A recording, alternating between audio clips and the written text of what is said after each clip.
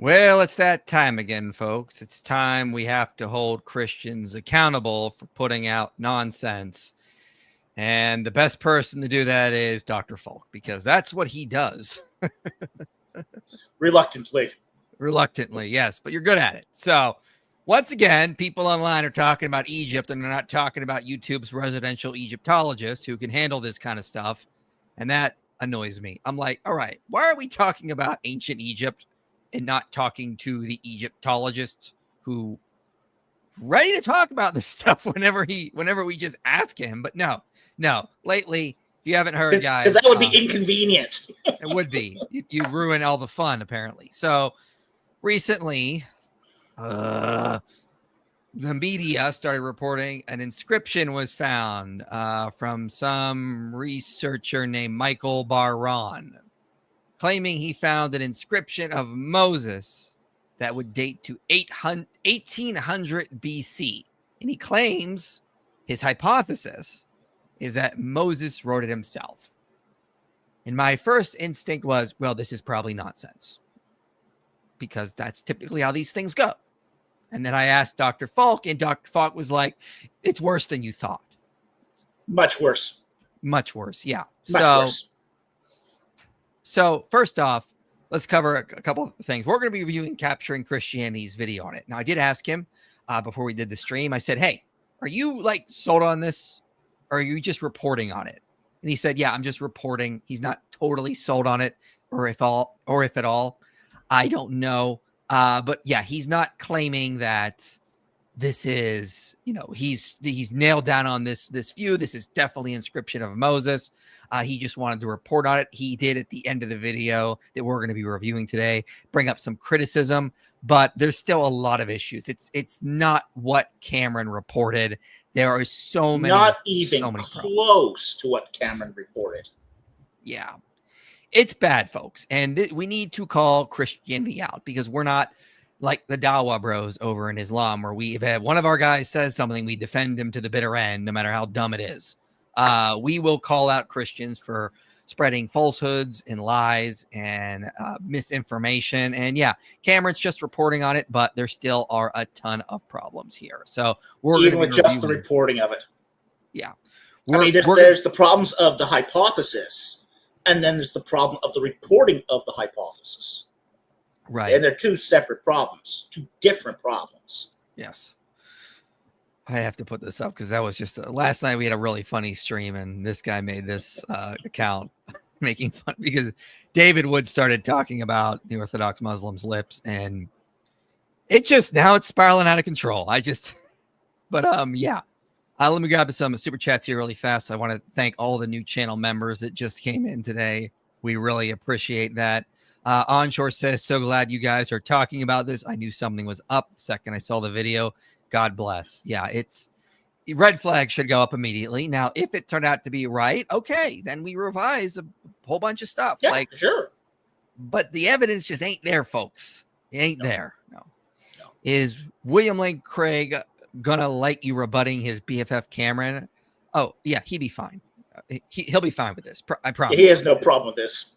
No, he'll be totally fine with this. No, starting watching your channel, Dr. Falk, I believe. It's amazing. So that's good to hear. Yeah, Dr. Falk's channel is linked in the video description. You can click on that and subscribe, and please do. Do you know of any other pop theologians or apologists that are both annihilationists and Molinists? Not off the top of my head, but I'm sure there are. Maybe Dan Patterson, who does Questioning Christianity. Yeah, I can't think of any off the top of my head, but I've never really done a survey to say, so I don't know. Can't tell you. All right, so let's first put up. I want to talk about something here. So this guy Michael, what's his name? What is it? Michael S. Barron. Michael S. Barron. Okay, so for those who don't know, Michael S. Barron is a student of the infamous David Roll. Now, who is David Roll? David Roll is not an Egyptologist. He's not an Egyptologist. No, he's a rock star. He's a rock star. Yeah, he's got. No, he is. He's literally a rock star. Right. He was in a rock band. Yeah. He was a producer for several rock rock bands. He was also in a rock band himself. Yeah, he's a rock star. He got a master's, I think, in Egyptian history. Yes, he did. And then he was going to do his PhD in with his new chronology, and never matriculated because his advisor told him it would never pass. Yeah. So he quit school at that point and decided to self-publish. Oh boy.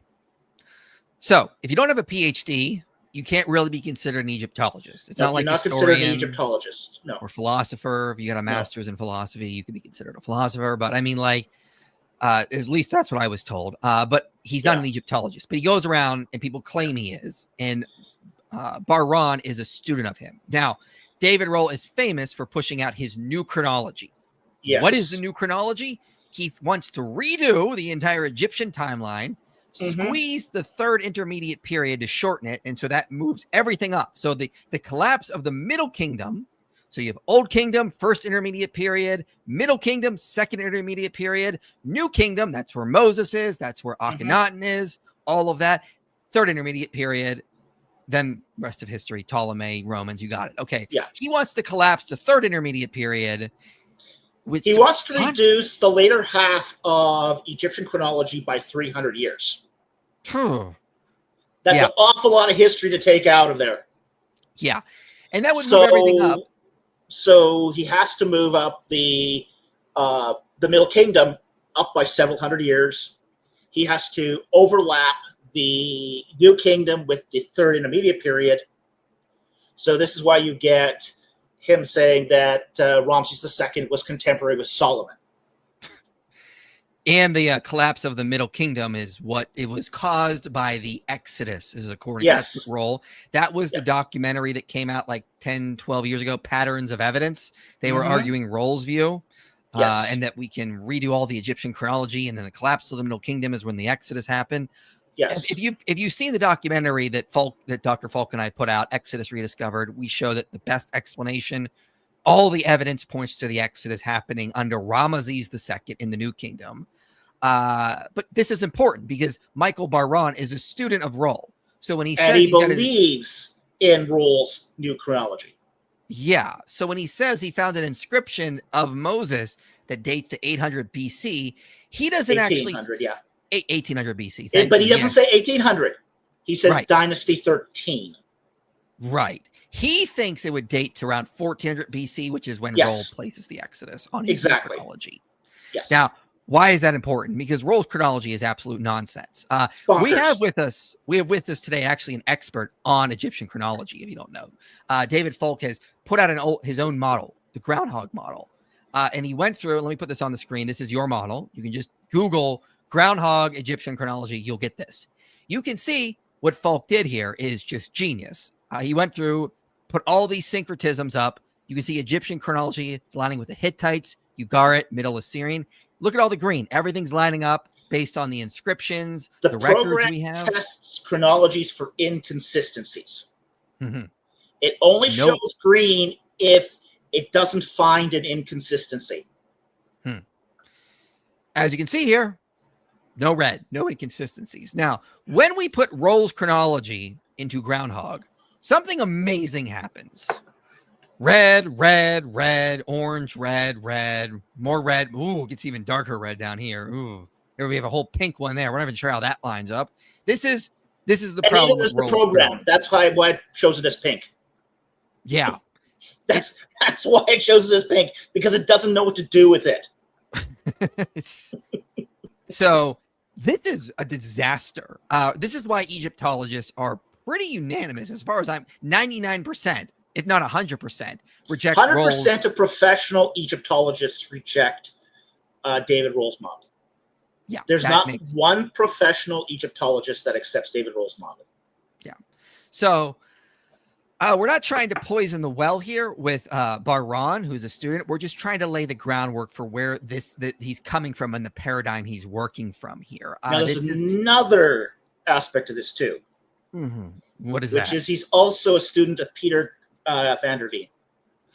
Ooh, of the Mount Ebel curse amulet fiasco. Yeah. Ooh.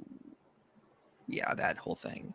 If you don't know, a couple of years ago, what was it? Associates for Biblical Research put out. Yeah. They said they had the earliest inscription of Yahweh found on this cursed tablet found on the Mount Ebal site, and then they put out their work, and it was just laughed at by scholars across the world.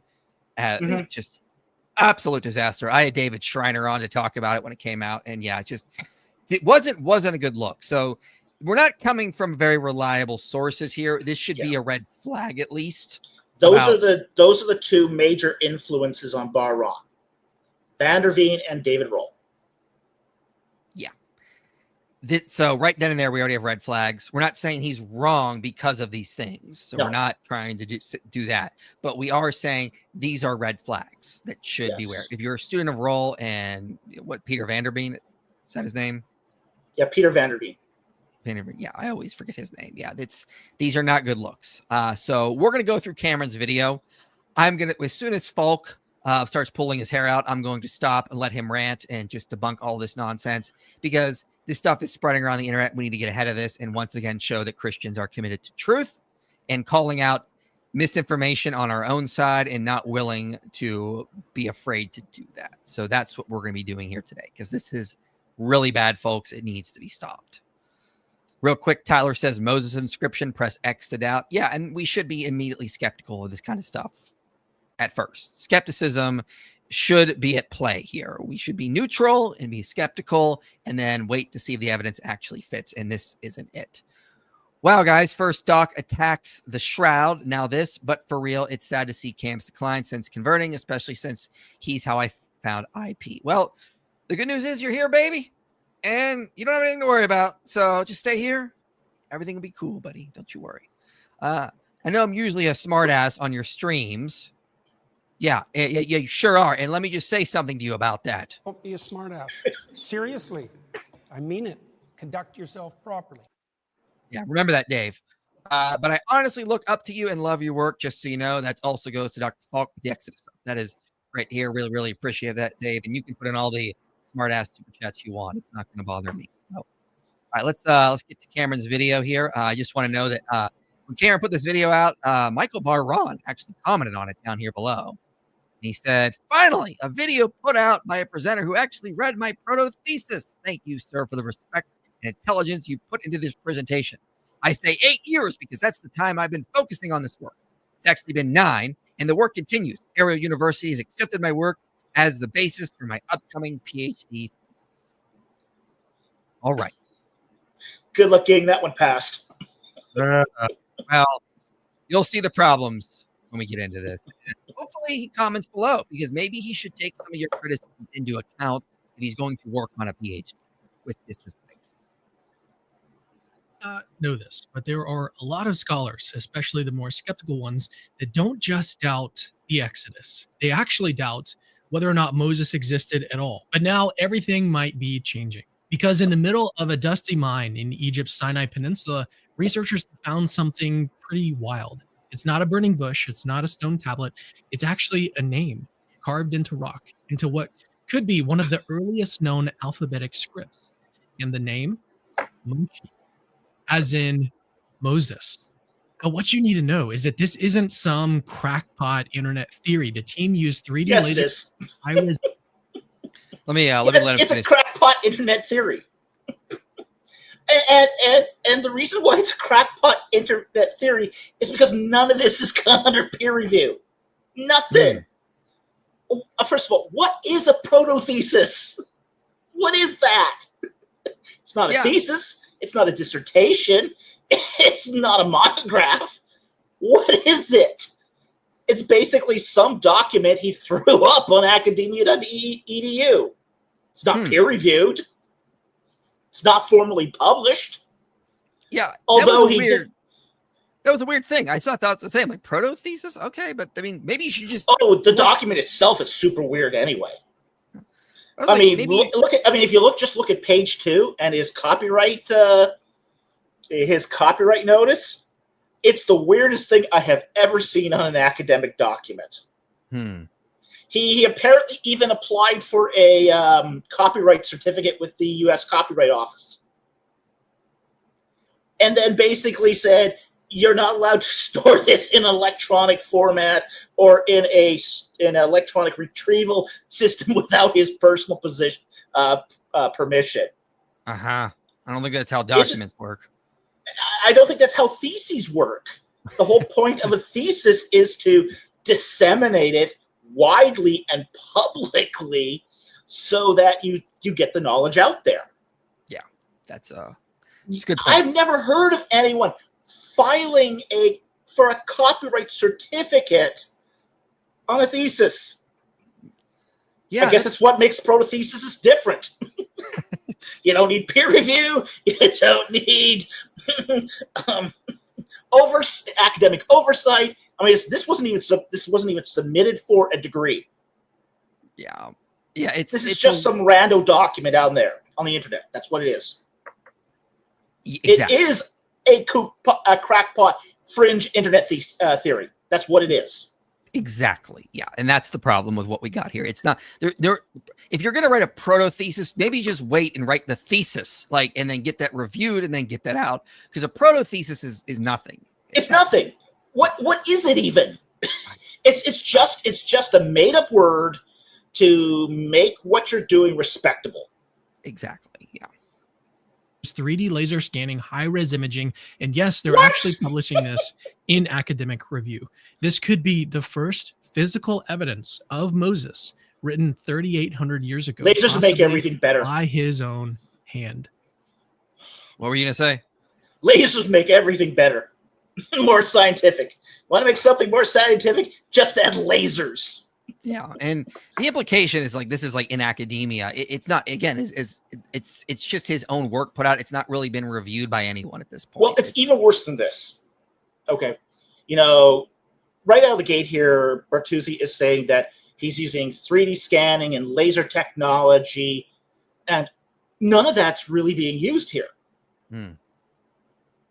The technology for studying the early alphabetic inscriptions, that was really what modern scholars call these. They don't really call these proto-Sinaitic inscriptions anymore. They call them early alphabetic inscriptions. Mm-hmm. The technology has really not changed in the last 2 decades. And frankly, Bar-On is working with the same tools that everyone else is. Okay? And in his thesis, he's using casts of the items. He's using squeezes, which is a kind of paper mache you put over a item to get the surface. He's using high-res photos, and he's using reflectance transformation imaging, RTI imaging, which basically isn't quite a 3D scan, although you can make a texture map from that, a 3D texture map from that. Okay. It's basically a stationary camera with lights at various pre-known angles. And you take hundreds of photographs based on where the light is coming from. And then from that, you make that into a composite image where you can virtually shine the light from any direction. Now, interestingly enough, there's a couple of tools that Bar-On doesn't use that modern epigraphers will use. Like, for example, he doesn't use multispectral photography. He doesn't use strobe lighting. Strobe lighting is a really, really valuable tool for reading these inscriptions. And then finally, he didn't use D-stretch to do a damage assessment. So a lot of what he's done is sort of outside the pale of modern study of early alphabetic inscriptions. But there's no lasers. Yeah. There's no lasers. Where's he get lasers from? Just wants the sharks with freaking laser beams on their heads. Hey, you can make anything better with cats with lasers. Exactly. Cats with lasers. So have we really found Moses's signature, or are we just kind of seeing what we want to see? Yes. Let's break all of this down. Before we get into this new jaw-dropping claim, let's rewind a little bit, because this inscription is not new. In fact, it was discovered over a century ago at a place called Serabit el-Kadim, an ancient turquoise mining site in Egypt's south-central Sinai Peninsula. So think desert rocks and tunnels, lots and lots of tunnels. Now, back in 1904, archaeologists uncovered something etched into the wall of one of these mines. It was like a strange sequence of symbols. The inscription was later labeled Sinai 357. Remember that. And it's still there today, right at the entrance of what's called Mine L. But here's the thing about this. These weren't Egyptian hieroglyphs, okay? They weren't even cuneiform, the wedge-shaped writing used in Mesopotamia. They were part of something much rarer, Proto-Sinaitic script. Now, I know that Proto-Sinaitic sounds technical, so let me break this down for you guys. Proto-Sinaitic is what scholars believe to be one of the earliest alphabetic writing systems ever invented. It came before Hebrew, it came before Greek, before Latin, and basically this is like alphabet soup from the Bronze Age. And it was likely used by these Semitic-speaking laborers working in these Egyptian mines. It's really, really difficult to translate today because the characters are very limited, they're inconsistent, and sometimes they kind of look like random scratches to scholars. Pause. So then what did...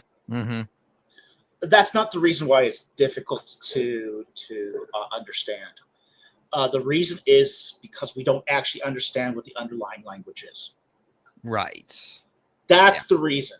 Now, we do know some things about these early alphabetic inscriptions because we actually got hundreds of them. And they're not just limited to these rock inscriptions. We do find them on arrowheads and on ostraca too. Okay. So there are hundreds of these. Now, there's things about these when you take the entire corpus of the inscription set that we do know. The first thing we know is it's not Hebrew. We know it's not Hebrew. It was hypothesized in the 1920s by Hubert Grimet that it was Hebrew, and it was really proven later on not to be Hebrew. Now, Baran is going to assume that this is Hebrew in the Middle Bronze Age. Okay. He assumes it's middle. He assumes that both Hebrew and Aramaic exist in the Middle Bronze Age, in the 13th dynasty. And nobody in the academic circles believes that. Okay? Yeah. But there's other things about the early alphabetic inscriptions that are kind of difficult too. For example, it's not limited to the 22 letters of Hebrew. There are extra letters that we do find in early Semitic dialects. For example, there's a little known letter called the Gaian that appears in this. Now, interestingly enough, Hebrew used to have a Gaian, but that letter has dropped out. In fact, you still hear it in some Hebrew words. For example, Gaza. Yeah. Gaza doesn't begin with a gimel.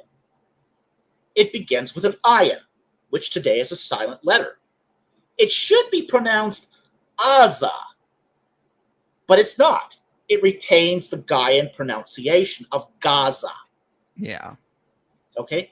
And we do find the Gaian written in early alphabetic inscriptions, which Baran completely ignores. He assumes the Gaian is a sheen, just a weird sheen. So he's already at this point running afoul of, say, the current of modern scholarship regarding these inscriptions. But Dr. Falk, I have a quick question. Have you considered that this could be Reformed Egyptian, as this commenter says?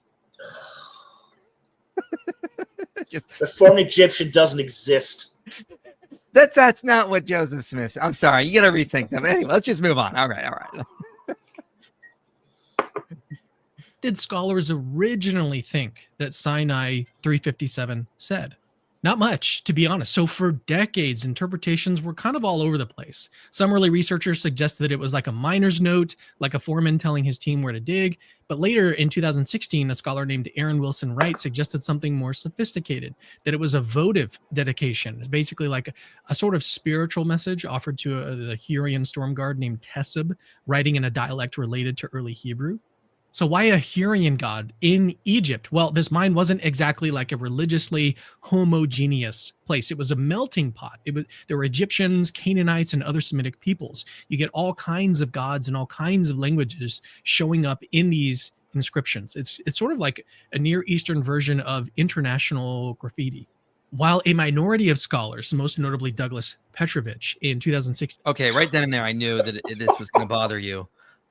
Douglas Petrovich is pushes a lot of these crazy inscriptions as being from early Hebrews, and I'll just share one of your articles you have here.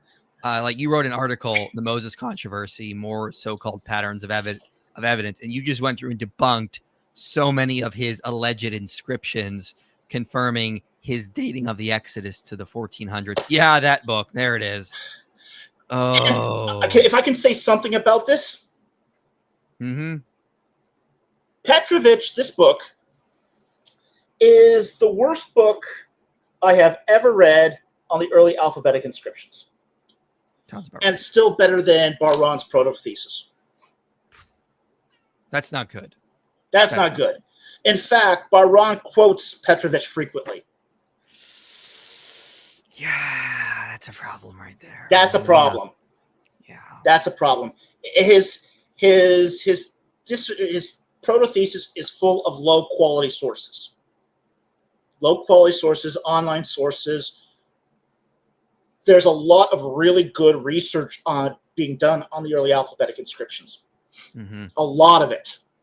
Okay? This is not a field that lacks for researchers. Okay? But Bar-Ron has chosen to use these low-quality online sources, or Petrovich. And in many respects, both Petrovich and Bar-Ron are coming at this using the same methodology. Okay? Mm-hmm. Like, for example, if you were to publish an article today on early alphabetic inscription, you would need to have to talk about all the preceding research. What did other researchers see in the inscription? So you do a lot of comparative epigraphy. So a lot of the field boils down to, okay, are other researchers seeing the lines that you are seeing on this inscription? Mm-hmm. Bar-Ron ignores all that for the most part. He'll show the occasional picture from a previous epigrapher, but he doesn't actually go through this glyph by glyph, especially on his very controversial readings, like the Moses inscription. Okay? So the quote Moses inscription, none of the previous epigraphers saw this. So that's a methodological problem right there.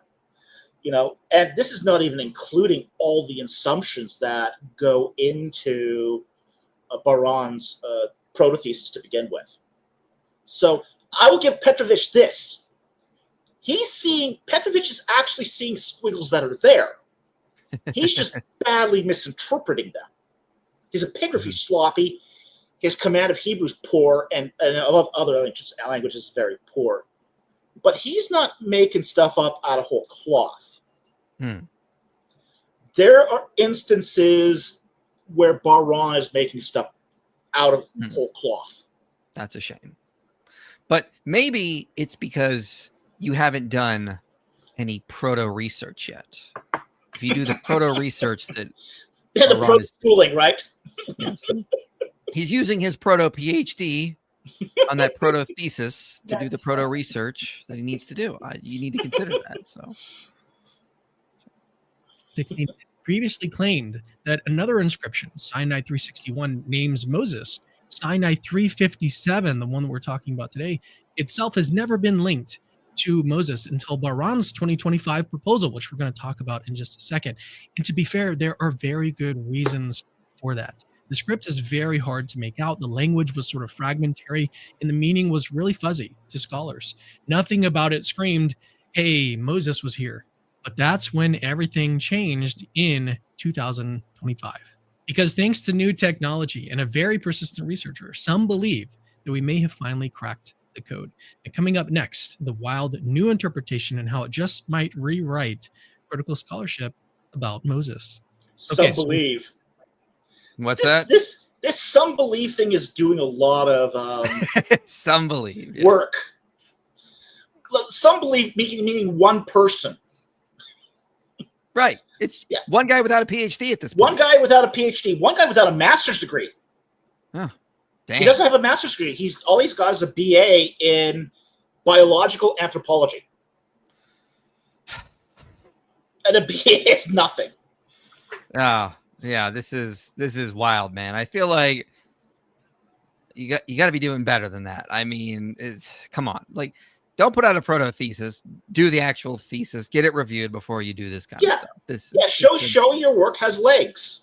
Exactly. And cite it properly. Cite it properly, use high quality sources, do the actual research it takes to give your ideas credibility. But the problem is his ideas don't have credibility. Well, maybe his ideas have proto credibility. Proto credibility. just keep that in mind, okay? This thing is built on a house of cards. The whole Bar-On hypothesis is built on a house of cards. Mm-hmm. Yeah, absolutely. It's like mysterious inscription, Sinai 357, discovered over a century ago, sitting quietly in the Egyptian desert for decades. Scholars had tossed around a bunch of different theories about what it meant, but nobody thought it had anything to do with Moses until 2025. Enter Michael S. Bar-On, an independent researcher who spent the last 8 years staring at these inscriptions like a man on a mission. And now what he's claiming is no exaggeration, completely bonkers, but in the best possible way.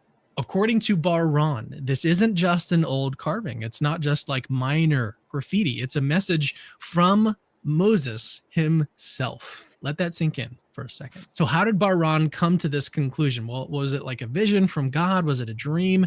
No, it was a mix of old school obsession, 8 years, and then new school tech. He started by using high resolution photography, something I'm very familiar with, 3D laser scanning, and Cassidy. Lasers! Pew, pew, pew, pew! Pew, Now, pew, pew, pew! Were there lasers involved in this? No! 3D laser scanning. Yeah, I don't know what Cameron's talking about. I didn't see any evidence of that either. It's not in Bar-On's proto-thesis. I don't know where he's getting this from. Uh-huh. Maybe he used proto lasers. Proto lasers. That's what this is. You can make anything sound super sophisticated. You just had proto in front of it. Are you a doctor? I'm a proto doctor, sir. Don't you worry. You're in good hands. No, I'm not. Some of which were even studied at Harvard Semitic Museum. And what was his goal? Well, he wanted to pull out details from the rock that earlier scholars simply couldn't see. Think of it almost like CSI Exodus edition. And with all that new tech, Bar-On says that he spotted a very specific set of symbols, what he translates as ZTMMS. Now, that might sound like... All right, let's talk go. About this is where this is one of two inscriptions that Bar-On claims to have the name Moses on it. Now, interestingly enough, he has his he goes through his thesis. He has his inscription color coded, but it's weird. It's really weird because the color keeps changing all the way through. So you really don't know what you're looking at here. But it looks to me on your screen, it's pink. Okay. Yeah. All right. Now, pink is not color-coded in his guide. He has a white and a yellow, which he says that scholars agree is all there, uncontested. He's got a light orange, which he claims to be that was recovered through through scanning technologies that only he can see. And then he's got a gray, which is hypothetical. It's not there at all. Now, the difference between his white and his gray is so imperceptibly different that you really can't tell which is which. Now, here he has pink, whatever that is. Okay? Now, there are a couple of marks on the stone that might have been letters, but we're not sure. The Zion, the Z there, has a couple of vertical, seems to be a couple of very small vertical or horizontal lines. Okay. That Tav, the next character 2, is sort of a half. There's a mark there. There's a stroke going down, and then a stroke to the right. The one to the left is debatable. So we're not quite sure if that is a Tav. That one's debated. Okay. The next 3 does not appear on any of the high-res scans, any of the squeezes or the casts. None of that. There's no evidence that those other 3 characters exist. The 3 bottom pink ones here, is that what you mean? The 2 Maims and the Sheen. Okay. So, and I actually have some high-res scans of those. So I don't see them. I don't see them at all. And the other thing is the RTI imaging there is really not clear. Okay. Now let's talk about RTI imaging for a moment, because that's probably one of the most important tools that pictographers use. It's a surface mapping technology. We described how it is. It's one camera, stationary camera, and a bunch of lights around it. Okay, but it can give you a texture map. Now, the one thing I want to say about RTI imaging, it's one of those things that you can. It doesn't show you the presence of the letter, but it can discount the presence of a letter. So it can act as evidence that shows you that there's nothing there. Now, in this case here, the surface of the texture in the RTI is kind of wavy, so you don't really know what's going on. So the only way you could really figure out if those inscriptions are there is to actually go to Sinai itself and view it on the wall. Baran has not been there. I found an image. Oh, continue. I was going to. I thought you were done, but I was going to actually show an image without the actual lines that Baran put on there. And yeah, you can see, as you said, we zoomed in. There's that circle. There's that squiggle there. I don't see the inscription that's supposed to be here that we just saw in pink. Where's that pink inscription? Yeah, it's not there. I cannot see it. I guess there's kind of like a line here. There's a line, but they're not connected. That's just random scratches. It's supposed to be those 2. Do you see the squiggly line, the Maim in the vertical inscription? Yeah, over here. It's supposed to connect to those 2 little indentations, whatever they are. Yeah, no, they don't. No, it doesn't. Well, yeah. It's pareidolia. It's pareidolia. You're seeing random shapes and objects that are just not puppies there. And clouds. Puppies and clouds. Shapes. Moses and rock.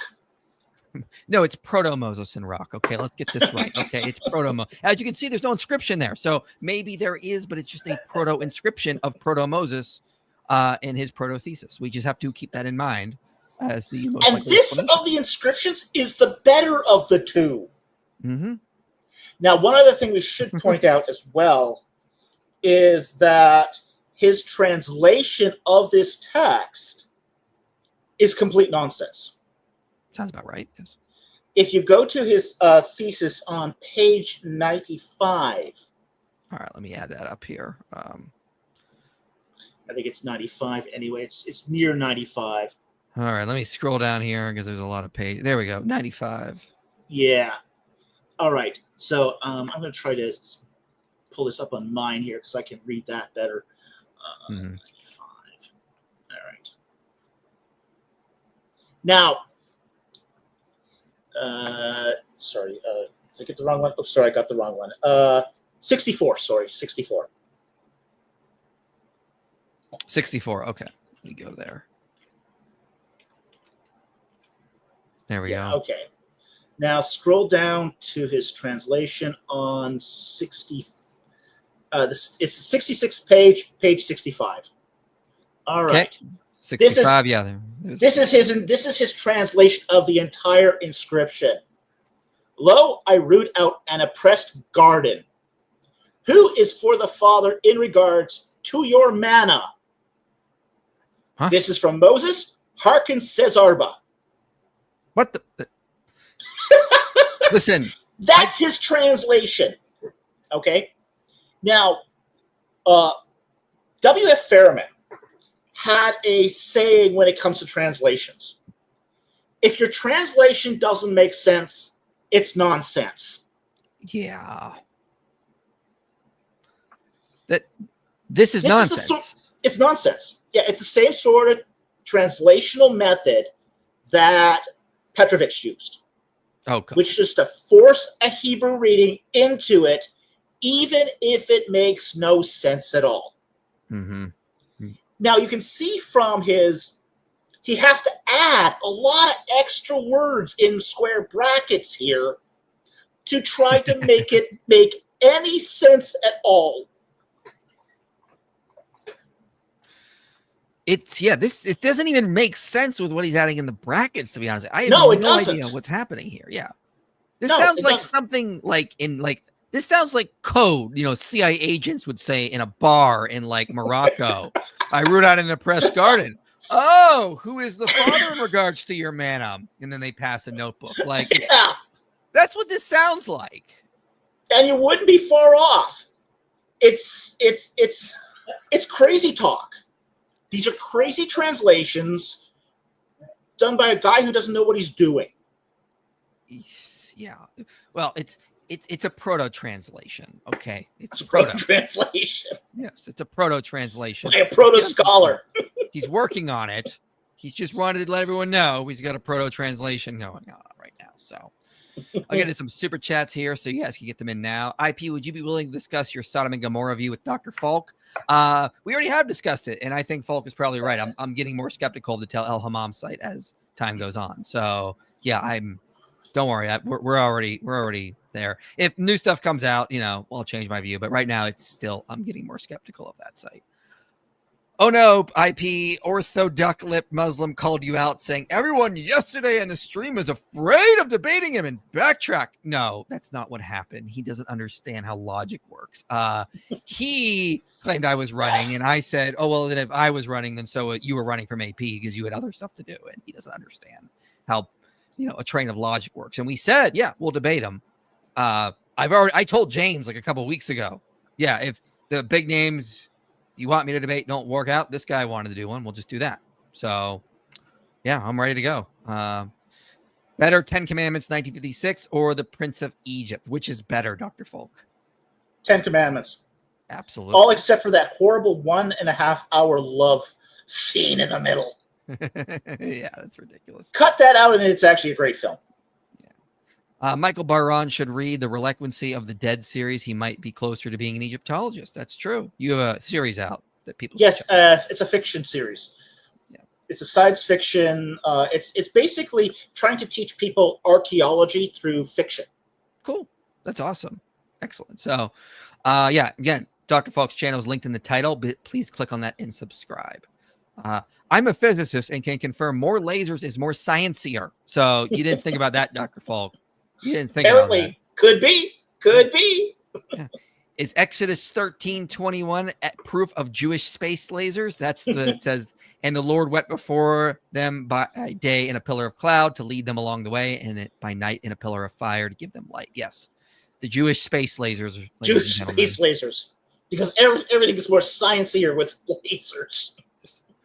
What does Dr. Falk think of the Yahweh from the South tradition, and what it can tell us about the location of Mount Sinai? Okay, this is the Midianite hypothesis. Yeah, and I generally agree with the Midianite hypothesis. However, it doesn't tell us anything about the location of Mount Sinai. Yeah, the Midianite hypothesis is that Yahweh was worshipped there, and then starts to spread through Israel as well. Is that correct? Is that a good representation? Yeah, and it's consistent with the biblical texts. Exactly. Yeah, it absolutely would be. Sorry, guys. I need to dip out of the stream early. I need to make my proto meal for my proto dinner and prepare some proto lunch. That's great. That is great. That's exactly. Make sure you. I hope you find that proto satisfying. Yes, when you proto eat, you'll be perfectly fine. I'm just gonna add proto. When my wife says, "Did you clean?" Like I asked you to, like I proto cleaned. Don't worry, it's all good. Proto-clean. Mm, yeah. I just wrote my proto-thesis on the Al-Zut in the field of leather straw physics. This is an Islam joke. Is it? Okay. Have you heard of the men of the Al-Zut? No. Okay. Before the stream is over, if someone puts a super chat in again on the Al-Zut, I will read Dr. Falk the story of Muhammad and the men of Al-Zut to get his first impression of what that story is about, because that'll be amazing. Are some of these inscriptions dedicated to Hathor? Not directly. Here's the thing. We do have a lot of inscriptions at Serebet al-Qadam that are dedicated to Hathor. They tend to be Egyptian. Here's the thing. One of the things we have to realize about these inscriptions is they don't happen in isolation. There are hundreds of these alongside of hundreds of Egyptian inscriptions. This is how we know when they date, is because they're very, very close in proximity to Egyptian mining operations and the Egyptian inscriptions. Leather straw physics built a train. Zoot zoot. This is an inside joke here that I will have to enlighten you on later in the stream. I don't want to do it now. But Mr. Empty Conjecture says could be. Yeah, could be right. You never know. Yeah. So yeah. All right. So I will get to some more super chats in a bit. I want to get more into this video, and then we will surprise Dr. Falk with that story later. So yeah, let's get back to this nonsensical. Listen, if you're going to make up an inscription on the wall, he could have just made it grammatically correct. He could have, yeah. Man, this is wild stuff. Just a bunch of random letters, but in ancient Semitic languages, that would actually be read as Zot Im Moshi, which means this is from Moses. Now let's pause here because this is the entire crux of his claim here. So in Hebrew, Zot means this, and Im is short for from, and then we get to Moshe, spelled here using just Mem and Shin, M and S, which is a super common shorthand for names back then, sort of like writing JHN instead of John. But now what's really interesting about this is how MS appears in the inscription. Baran noticed that it's carved slightly off to the side, like in smaller letters, almost like a signature. You know how people kind of sign their names underneath like what they've written? That's what this looks like. Baran went looking for more inscriptions from the same region and found multiple other carvings that seem to feature the same name, MS, like Sinai 361, which he reads as Nu'um MS, or a saying of Moses. That exact phrase Stop structure. here. Yeah. He doesn't show you Sinai 361. Let's bring up Sinai 361. Okay. We will use, it is on his page 110 of his proto-thesis. We'll get to, so 110. All right. So now, first thing to understand, if you can zoom up to the one at the top there, and we'll get to his translation in a moment. I just want to show you something about this before we even begin. Okay, so zoom up onto one of those top two images. Doesn't matter which one. I don't care. Let me see if I can, because I don't know if I can based on what you how this is sort of presented in there. So Okay. yeah, I don't think I can zoom in, but I can probably get it in a second here, and then I'll just put it up there for people. Now, when this thing was found, it had already fallen off the rock face and had landed on the ground face down and had broken and shattered. Okay. Now you see that deep line on the left side there. Everything to the left of that deep line was destroyed when it hit the ground. Okay.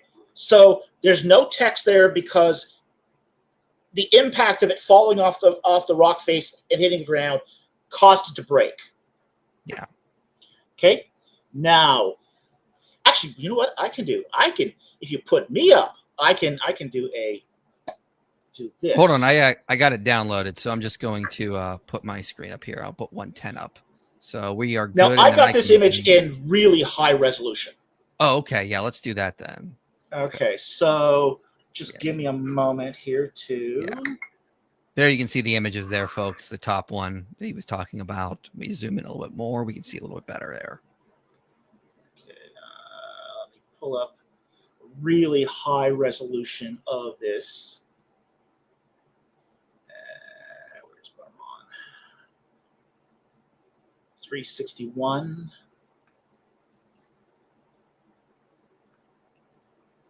Okay, I'm going to open this in Photoshop. Okay. So, and I'm going to just going to take me a while to do the media capture here.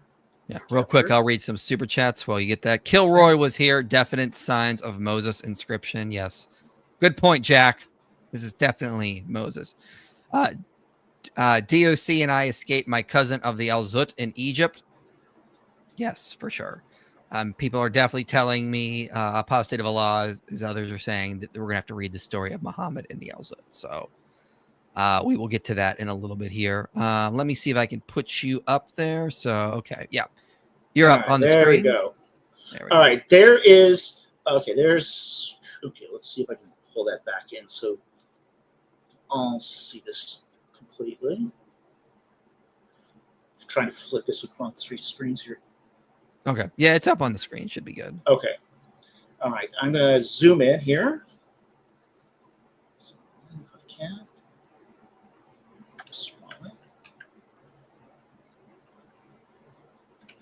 All right. There's the high-res image of that side to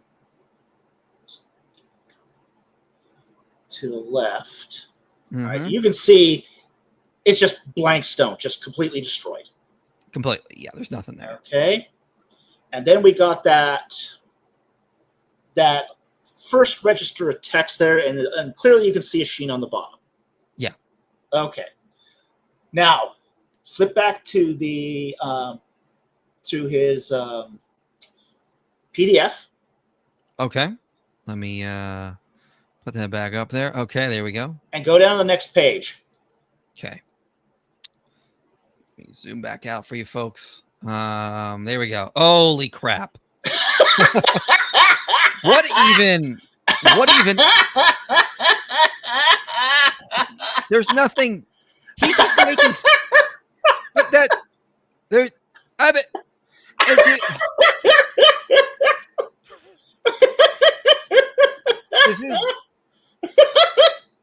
this is not a thing. This is not what this says. Now, register 7. Register 7 there is supposed to read right here. Nub Moshe, an oracle of Moses. All right. So those register 7. So see that blue 7? Mm-hmm. The blue 7's right there. Yeah. There's a snaky thing, and then a cow head, and then 2 water names, and then a sheen that sort of runs off the edge. Go back to now what I just to my image. Okay. No. Don't go back on the. Oh yeah, I'll put you back up. Yeah, there we go. That's the area where that Neum Moses, Neum Moshe is supposed to be. There's nothing there. There's nothing there. And it doesn't matter how much I enlarge this, and this is only at 66% enlargement. I could just keep enlarging this, and we're still not seeing anything here. Nope, nothing's there. All right, nothing is there. Well, yeah, it looks like this is bunk, to say the least. Holy crap, he's just making stuff up at this point. Oh yeah. This is totally made up, and you can just see where the rock has been destroyed. He's made up inscriptions, and I'm not even sure if this inscription makes sense. It doesn't make sense. The God, O King, the Godfather of which he adds the Baalat, destroy them and be avenged of the Baalat. In that you came, apparently, to the temple of Baalat, be ashamed, let us depart. Like, Was Moses drunk? Just like God, Okay. the king, you destroy them and be avenged. Here's one of his underlying assumptions. Okay, in his previous work, which nobody accepts, okay, he has made up this idea that there were two sets of workers at Sarabit el-Khadim: worshippers of Balat and Hathor, and worshippers of El. And they got into a fight, a religious squabble, and they're defacing each other's inscriptions. And ultimately, the party of El won. And these will be eventually worshippers of Yahweh, who is really the Egyptian god Ptah. Okay. Yeah. Well, that's what you're buying into with this hypothesis. But it's not even there. Like this is not even there. Man, this is wild, man. I know what you told me it was bad, but it's worse seeing it like up in front and just seeing like him just make this clearly stuff. clearly and here's one of the things is he is using here a cast of the original stone. Okay, he has not seen the original stone. The original stone is still in Egypt, in the Cairo Museum. So he never did a damage assessment on this, but Gardner did. Sir Alan Gardner did a damage assessment on this, and he noted that the entire left side had been destroyed.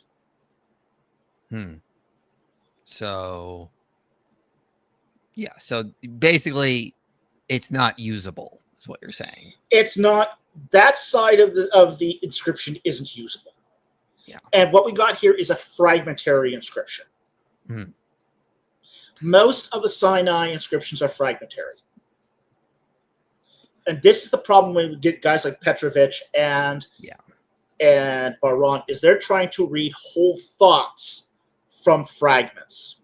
Exactly. You can't do that. Like this is insane. This is like, for example, in some of his inscriptions, he will take like a word that ends with L, and the top part has been cut off, and then he'll just say, "Oh, this means L is such and such." He'll use it as the subject of the sentence, where we have no idea if it is a subject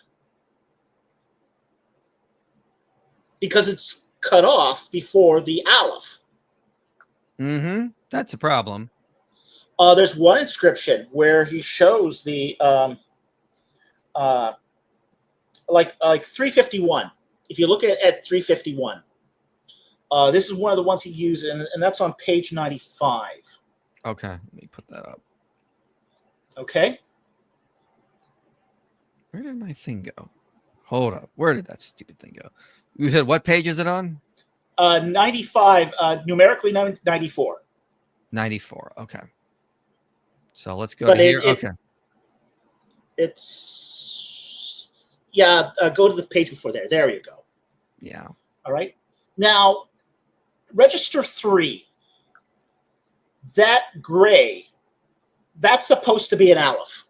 That's supposed to be an ox head aleph. No, according to him. No, it doesn't look like one. No. But look at how he adds 2 L's underneath that. Right. That. Oh man. Like snakes around the head of the god Ptah. But like I'm not nowhere near an expert in this stuff at all. And I'm looking at this like the actual, and I'm not even seeing that. This is puppies in the clouds nonsense. That's not an aleph. Yeah. And then actually what it probably is a solar disk. Wow. But what he does here is he adds an L to say this is graffiti from this party of this faction of El worshippers. No, it isn't. So he has to add consonants. He has to add consonants to make this all work. Right. Well, I mean, I just can't imagine like seeing bumps and rocks and going, yeah, that's an aleph. And I don't see any of the L's there, but I'm just going to add them there because it would really fit the conclusion I want. And it's going to snake around the head just because. Holy crap. Yeah. So this is really bad. I didn't realize it was going to be this bad, but holy crap. So, all right, painful. It's oh boy, they should be. It's really painful. Yeah. Let's continue on here. Saying of so-and-so actually shows up all the time in the Hebrew Bible. It's like the ancient version of thus saith the Lord. If that interpretation is right, it's not just some guy mentioning Moses. It's someone identifying themselves as Moses speaking in the first person. Now, you might be thinking, okay, but couldn't MS be someone else? Fair question. And Baran actually has an answer to that. He argues that all of these inscriptions share a consistent writing style, tone, and even literary structure, which makes it more likely that they were written by the same person. It's a simpler theory. And that person, based on the name, the style, and the location, may have actually been Moses himself.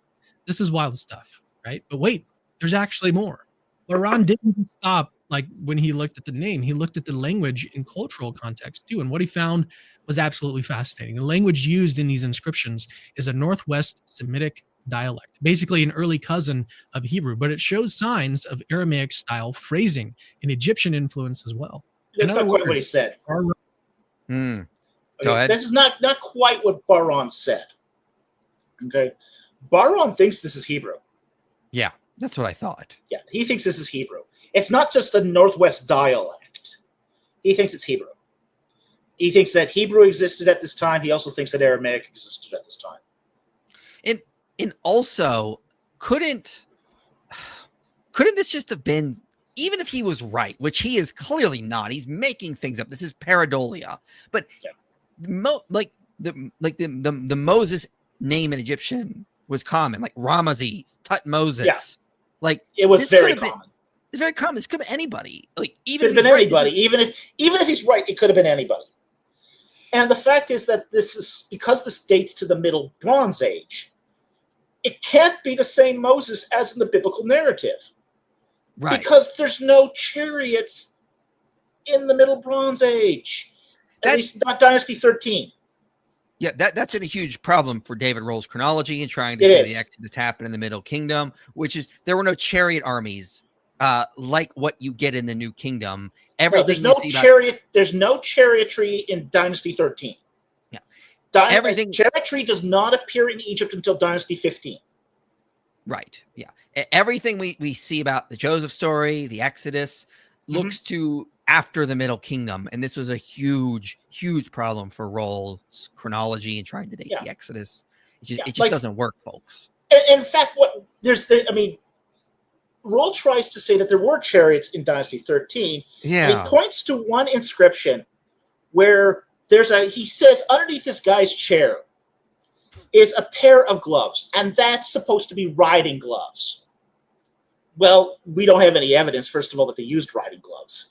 Second of all, I remember it's him a saying name. That now, yeah. It's a name. Oh. Diddy. Diddy. It's a name, and that's because you put the name of the person under the chair in those inscriptions. Yeah, this just doesn't work on so many levels. Yeah. Baran argues that this is exactly the kind of hybrid language that you'd expect from someone who, was raised a Hebrew and no, it doesn't. And educated in Pharaoh's court. That's not the way languages work.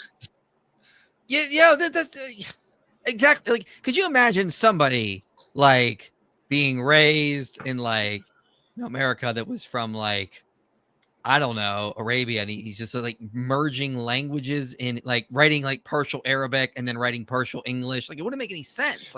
Here's the thing. Here's the thing. You do get Creoles. Okay, Creole is where you take, a little language develops in an isolated area because of multicultural influence that comes in and out of this. Okay? But here's what we have to understand about the miners at Serebet el-Khata is they were migratory miners. They were seasonal. This was a seasonal site. It didn't operate 365 days a year. it operated generally in the winters when it was cooler. Okay, so people came in, they did their mining, and then they went home. The Semitic people often went back to Canaan. Some of them went to Egypt. But these were seasonal mining operations. So this is not a place where all these people are coming in and they are essentially creating a community here. This is not a permanent established community. Right. It's a seasonal mining site. And the reason why it was seasonal was because they had to truck in water. Right. That's kind of important. Kind of important. So something he also points out. Oh, sorry. Go ahead. Oh, sorry. So whenever they were done their mining operations for the season, they went home. Yeah, makes sense. Is that these inscriptions are way too poetic and polished to be something like mere graffiti. Cameron, what are you talking about? That was not prophetic or polished when we read them. They're gibberish. It's nonsense. Like, what are you talking about? They contain like a lovely garden. It was polished like a glowing garden. Yeah, that's not what you see even in Baron's work. It's proto-polished. It's proto-polished. Good point. I didn't think about it like that. It's proto-polished, proto-poetic. Makes with sense. Lasers.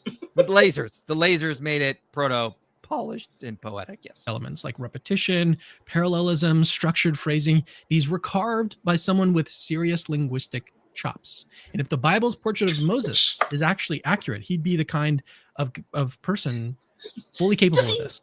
But the part does Cameron know what he's saying? No, I don't think he does at this point. Who's writing his material? If Baron is writing these translations, whoever wrote this was drunk at best. Like, this is not, it doesn't make sense in his translations. Oh, and it just gets better. Just gets better and better. Part that really ties back to the biblical story is actually what's happening around these inscriptions. What? Baron noticed that some of the other carvings in the area, especially ones dedicated to Egyptian and Canaanite gods like Hathor and Baalat, were deliberately scratched out and overwritten with praises to El, the god of Israel.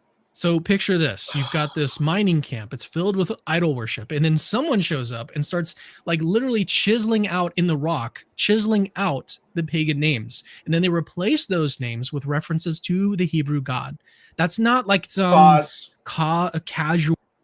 All right. Baalat was not, first of all, not an Egyptian goddess. Okay. Baalat is actually a Canaanite goddess.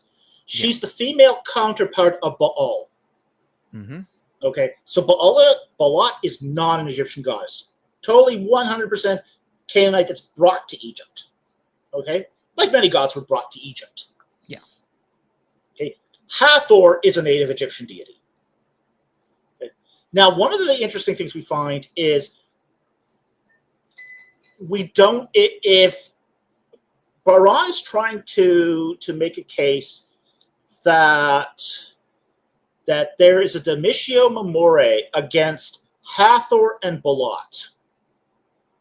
Okay? And that's going to be replaced by El. Now, his evidence that there's a Demitio Memoriae against Baalat is not that the names were rubbed out, but that El was put in there. Mm-hmm. His evidence that Hathor is Demitio Memoriae was that in some places the Dalet, which is a fish glyph, is scrubbed out because somehow Hathor is consigned to being symbolized by a fish. Mm-hmm. But somehow all the Egyptian stele managed to have Hathor perfectly preserved. Yeah. Kind of doesn't make sense. It doesn't. Are we sure they were even scribbled out? No. Yeah, that's a conjecture. It's a conjecture. Yeah. An empty conjecture. Mm-hmm. Okay, Doc and I escaped my cousins of the Al Zut in Egypt. Okay, I think it's time. I'm gonna read you this story. This is a huge meme going around right now on the channel. Anytime I do a stream, the Al Zut come up, and there's a reason is because it's kind of a famous story. So I'm gonna read it for you, Dr. Falk, and then I'm gonna tell you what Muslims say about it. So this is an authentic hadith. It says they have a sound chain of narration. So Abdullah ibn Masud, who was a companion of Muhammad, said this: "The messenger of Allah sent for me, so we went out until I reached such and such a place, and he traced a line for me and told me, 'Stay between the two edges of this. Don't go outside of it, for if you go outside of it, it's over for you.' Abdullah said, so I stayed there. Then the messenger of Allah went a stone's throw away or a little further. Then Abdullah mentioned a group of male members who looked like Zut people. It's the Al Zut. They didn't have any clothes on, and I didn't see their genitals, and they were tall and scrawny. Then Abdullah said, and they came and started to ride the messenger of Allah. And the prophet of Allah began to recite to them. And they started to move closer and lean around me and get in my way. And I became intensely terrified of them. So I sat down. And when the morning light broke, they began to go away. Then the messenger of Allah came back exhausted and in pain, or practically in pain, for how they had ridden him. He said, indeed, I am exhausted. Then the messenger of Allah put his head in my lap, and the men came with tall white garments on, but the messenger of Allah had fallen asleep, and I became more intensely and terrified of them than I was the first time. The end. Okay. So Muslims say this is the night of the jinn, when Muhammad went to recite the Quran to the jinn, and the Arabic word for ride is yarkabun.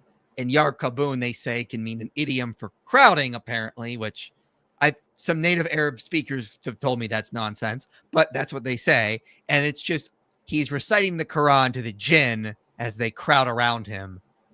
And I'm just like, okay. Okay. So now you know about all those Zut jokes. I could have done it without knowing that. That's what all the super chats are about. So anyway, IP and Dr. Falk, what are your opinions on Joel Kramer and his YouTube channel Expedition Bible? I find his work interesting. Well, stop finding it interesting. It's filled with a lot of problems. I did a reply to him a while ago.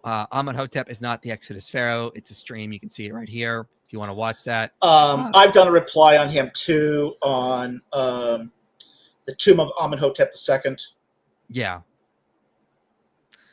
Yeah, it's complete nonsense. He some of the stuff he puts out is okay, but if you want a better argument for the Exodus, check out Exodus Rediscovered that David Falk and I did here. That's going to be far better. And yeah, Kramer has a lot of problems that we've pointed out. Kramer's also affiliated with ABR. Well, there you go. That's the problem right there. Yeah. He's what you call one of the satellite ministries of ABR. One of the ways that ABR structures itself is that not most people who are affiliated with ABR don't actually call themselves Associates for Biblical Research. What they do is they go and make pulpit ministries. Mm. Okay, so each pulpit ministry has a different name. Mm-hmm. Exploration Bible is one of those pulpit ministries. Yeah. It's an ABR pulpit ministry just with a different name. Yeah, and they push a lot of fringe ideas about the Exodus rejected by mainstream scholarship. Even Egyptologists who believe in the Exodus don't take their views, from what I can tell. I thought it was just going to be, it's too early for it to be Moses, not this.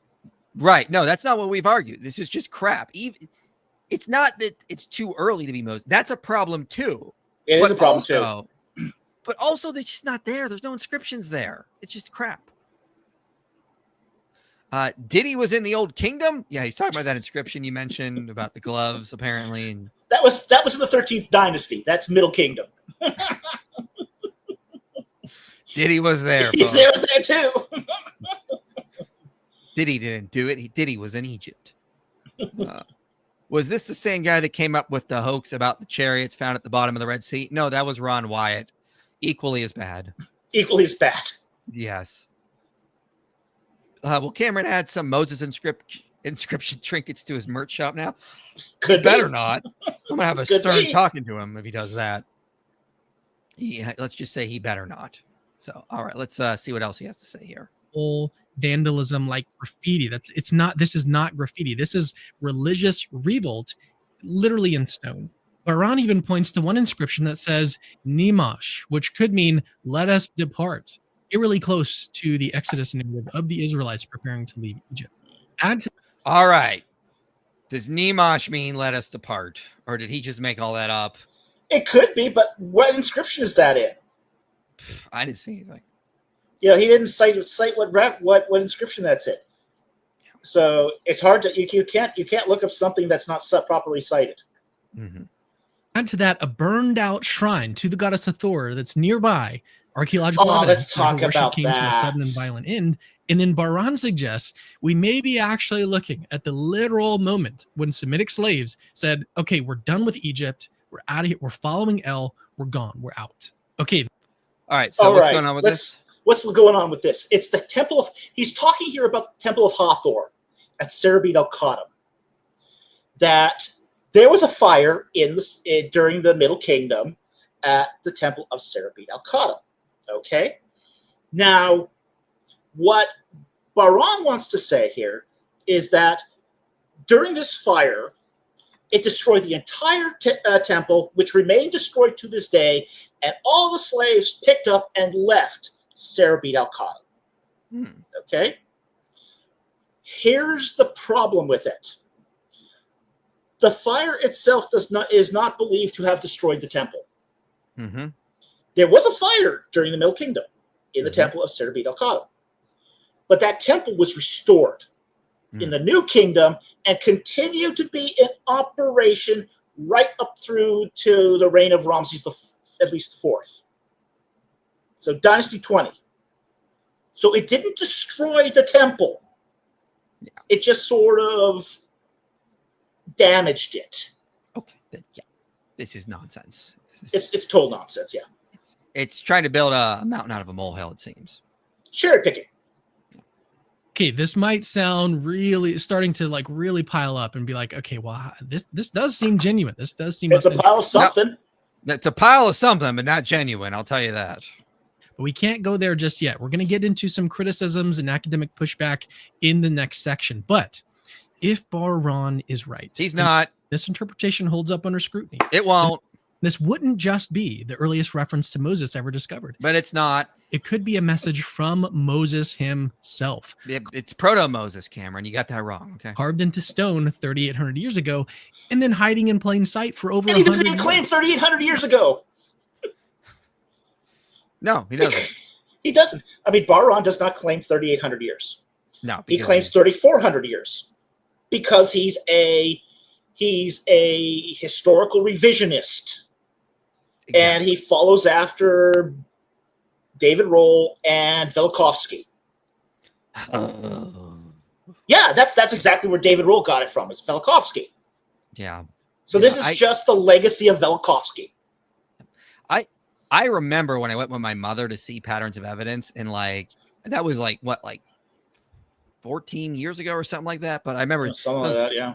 I was like, whoa, there might be something here. But that whole redating of the Egyptian chronology, I don't know about that. And I think I tried to take a hybrid view, like maybe the Exodus has just happened older, because I don't know. Even I knew in my layman, stupid brain that there was no way that how could all the Egyptologists be wrong about the chronology here? Well, here's the thing. Exodus further back, there's a huge part of chronology that people don't see. What they don't see is what we call in the field associated biography. Okay? Egypt was a highly bureaucratic state. Mm-hmm. Every king had his own bureaucrats who basically did their work out of Memphis. Okay, so you got two kings reigning at the same time in Egypt. Say you've got Shoshank ruling in Tanis, and then you're supposed to have Ramses ruling in P-Ramses at the same time. Mm. Both have bureaucrats in Memphis. Both have armies that never apparently fight each other, who both share monuments at Karnak. Oh, God. Yeah, it's taking shifts. They're just taking shifts. Different pharaohs. It's time-sharing Egypt. These kings are time-sharing Egypt. It's Okay, stupid. It is. It's so stupid. And we're talking thousands and thousands of bureaucrats. You're right. Yeah. This is one of the many reasons Roll's chronology is just thoroughly rejected by Egyptologists across the board. And you got to find people like, Bar-Ron who support it. It's, come on. This is nonsense. It's nuts. Okay, so Bar-Ron drops this huge bombshell. We might be staring at Moses' actual name We're not. in ancient stone. Cue the headlines, cue the excitement, and of course, cue the scholarly pushback. Right. First up, Dr. Thomas Cue the ruined Schneider, faith. an Egyptologist. Yeah. Cue the ruined faith, because somebody's going to believe this. They're going to take it to an atheist, and the atheist is going to ridicule it. And rightly so. Right. That's what This we're is doing. going to destroy people's faith, and Cameron is just contributing to destroyed faiths. Yeah, my problem with this sensationalist nonsense is we need to confront it, not get on board and spread it around. Because again, like you could have a young Christian get blown away by this. Then he thinks, oh, the Bible's true. The Bible's true. He starts building up a case on this as his evidence. And then he confronts an atheist and he's shattered. This is spiritual arsenic. Mm-hmm. It's spiritual arsenic. Of British Columbia. He called this claim completely unproven and misleading. He warns that proto-Sinaitic inscriptions are notoriously hard to read and is dangerously easy to mistake random scratches for meaningful letters, especially if you really, really want to see Moses in there. And honestly, he's not wrong about this. This script is a mess. It's fragmentary, it's inconsistent, and it's often just vague. Even the experts argue about what the letters really mean. Another critic, Dr. Philippa Steele at Cambridge, pointed out, as far as the letters go, even Bar-Ron can't decide how to read them. There's a character that's shaped like an elbow. Okay, it's kind of a squarish elbow. Sometimes he reads it as a gibble. Sometimes he reads it as a pay. Which one is it? Whichever one's good for him.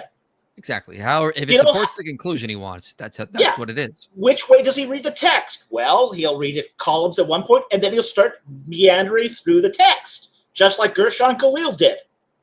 Oh God, yeah. And he does this. He does this on. Let me count these. He does that 1, 2, 3, 4, 5, 6 times out of the 22 inscriptions. That's pretty bad. Pointed out that just identifying letter shapes doesn't mean that you've nailed the meaning. Even if MS is really there, that doesn't guarantee that it refers to Moses. It could be a sort of common Semitic root, someone else's name, or even just a coincidence. And then really problematically, there's a timeline problem. Okay, Sinai 357 dates to around 1800 BC, but most scholars actually place Moses in the 13th century BC, several hundred years later. Bar-Ron and his supporters argue that the standard biblical timeline might be off, but that's a whole separate debate and not one that many scholars are eager to reopen. But no, it's not that they're like afraid and they don't want to open it. It's that this is just crap. It's closed. It's not even up for debate. Like, it's not even up for debate. No, this is settled. This is settled. This is settled science. Okay, this whole idea of that we can just change the chronology higgly-piggly anytime you want and just expect it to come out smelling like roses doesn't happen anymore. Right. The 1980s wants its chronology back. It's not that they don't look, this is what they don't want to reopen, guys. This nightmare that just throws every syncretism from the ancient Near East off in almost every place. This is what they don't want to reopen because they know this is just nonsense. So it's nonsense. Yeah. It's garbage. And look, even Roll recognizes it's garbage. Oh, wow. He doesn't say it's garbage. What he'll say is he says, when he's confronted with these problems, he just goes, well, that's up for the next generation to figure out. Oh, okay. That's what he says. That's what he just said publicly. He knows it doesn't work. Don't worry, my kids will figure this one out. Like that's Yeah, the worst. he's That's the kicking the worst. can down the road. That's the worst kind of father ever. Like, Dad, the car won't work. Well, you better figure that out, son. I'm gonna go have myself a beer. Beer sounds pretty good, actually. But still, the critics have to admit this. The inscription is real. The question is whether it says what Bar-Ron claims that it does. Cameron, No, it's not. let's put this up again. Okay. What inscription? I'll zoom in again. It's supposed to be right there. This is supposed to be the start of it. There is no inscription. There is nothing there. There's supposed to be an inscription right here, starting here. Oh, go to the other one. The other one's even better if you want to go that one. It's like, these are just random scratch marks. I mean, there's no. Yeah, those are random scratch marks. But on 361, there's nothing. Not even random scratch marks. I mean, it's so bad on 361. When you look at the RTI image of 361, it's flat. This is one of those cases where the RTI image will actually discredit a reading. Because if the RTI image shows complete flatness, there ain't nothing there. Yeah, it is nothing there. It's supposed to be down here. Yeah, it's supposed to be down there. Nothing is there. There's nothing there.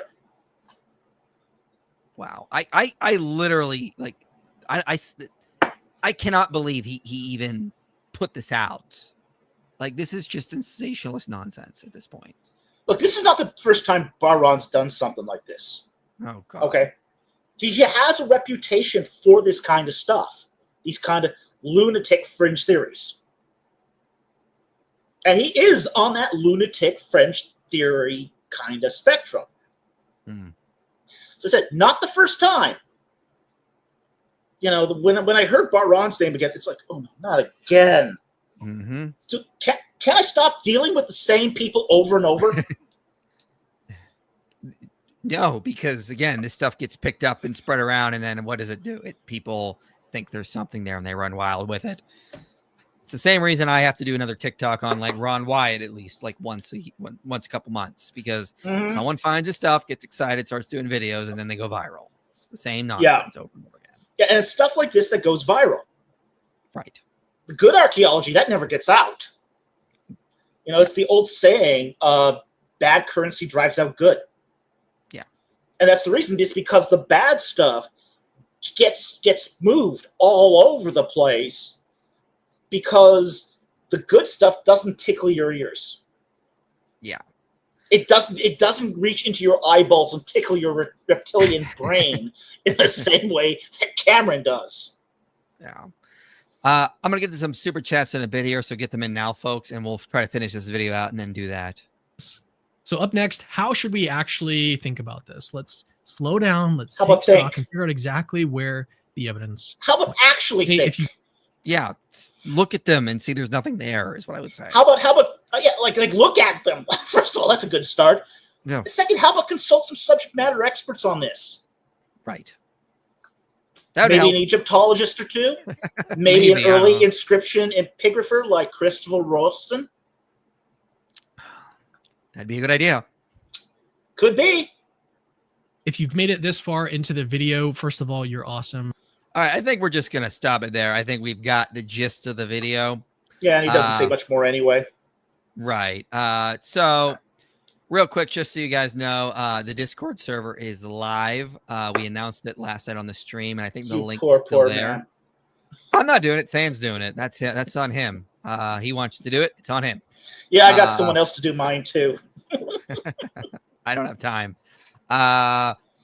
Also, people have been asking about the Patreon donation. If people switch from Patreon or they donate through the website, which the link is below, you will get early access to all videos, and the link is below, so please sign up to donate. Currently, we have a video out for donors only called How Christianity Created Human Rights. That is currently available. If you sign up to just become a Patreon donor or donate through the website, you'll get the link to that right now, and you can watch that video that we spent a lot of time putting research together for that. So please consider supporting us and help us create more videos like that, and you'll get access to that video now. Jay Pendragon says, I thought he said the goddess of Thor.